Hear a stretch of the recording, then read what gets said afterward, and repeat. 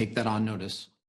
And Shadow Minister for Home Affairs and Cybersecurity and Liberal Senator for Victoria, James Paterson, joins us now. Thank you so much for joining us on the show this evening, Senator. Look, TikTok's Australian boss, Brett Armstrong, this week defended the platform. He did an interview with the Australian Financial Review and he's pointed to TikTok's contribution to local businesses and jobs. But he specifically said, though, that there is no evidence of any concerns. What do you say to that? It's great to be with you, Danica, and James. Really good to be on your program tonight. Spoiler alert, that question that I asked them, they took on notice, they didn't answer. They never came back with how many times Australian user data was accessed in China, and that goes to the core of the national security challenges posed by an app like TikTok. It's the reason why, on the advice of our national security agencies, it's already been banned from every government employee's phone. It cannot be downloaded on a government employee's phone, and that is because it is an espionage risk to those individual users. But that's not the only danger. The other danger is the danger of foreign interference that it poses. Because its algorithm is non-transparent and because every user is having their own unique experience, the Chinese government can direct TikTok to pump our society full of disinformation, full of propaganda that is sympathetic to the Chinese Communist Party's interests, and also to suppress content that's critical of the Chinese Communist Party. And they've been exposed to doing so multiple times in the past. So Australia can't wait. We can't be left behind. We have to follow the United States and also legislate to try and make TikTok safer by divesting it from ByteDance and removing the Chinese Communist Party's control over the app. Senator, as concerning as TikTok is, we learned today that a state-sponsored hacking group called Volt Typhoon is targeting our critical infrastructure. I've read a little bit about this, and this to me seems like a much bigger issue than TikTok. Can you explain to viewers exactly what's happening and why this is a problem? Volt Typhoon. You're right, James. Yeah, you're absolutely right, James. This is also a very, very serious issue.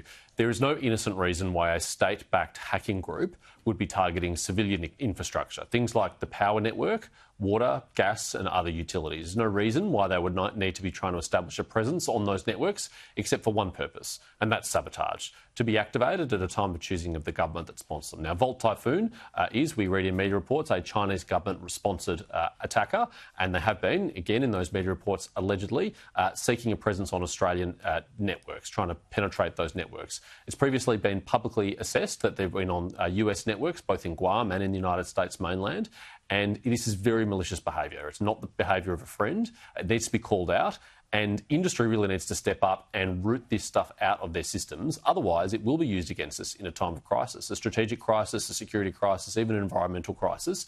These presences on our networks could be activated to shut down those networks and cause us to descend into chaos and disorder.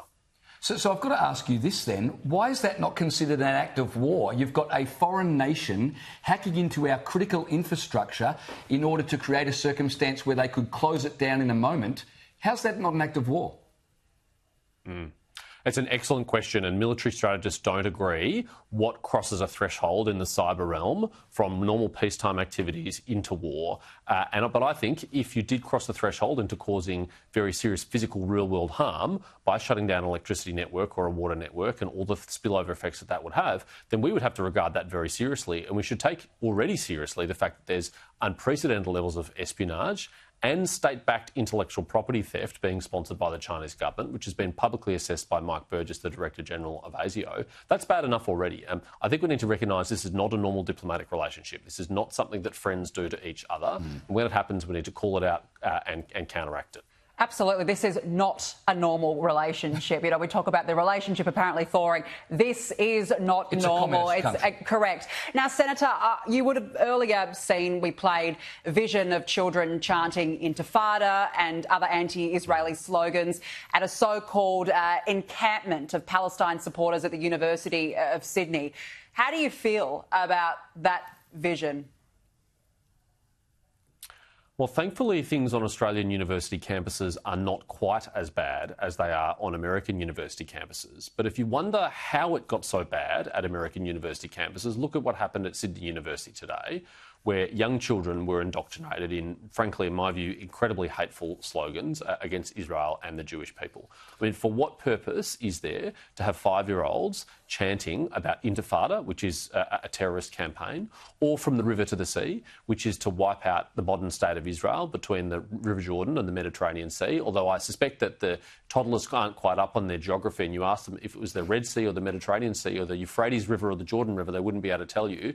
But they are being told that you need to hate Israel, and by extension, many of them will feel that you need to hate the Jewish community, and that's very distressing. Let's remember that these are universities that have set up safe spaces, that are protecting students from microaggressions, that think there's nothing more important than protecting people from being harmed by words, not just actions, and yet they tolerate this. They tolerate this on their campuses. Imagine if any other group in our society, any other minority group in our society was targeted in the way the Jewish community is being targeted right now. Imagine if there was a protest against the Asian Australian community. Imagine if there were protests against the LGBTI community. How long do you think a university would permit this kind of thing to happen, and how quickly do you think they would shut it down if it was a different group?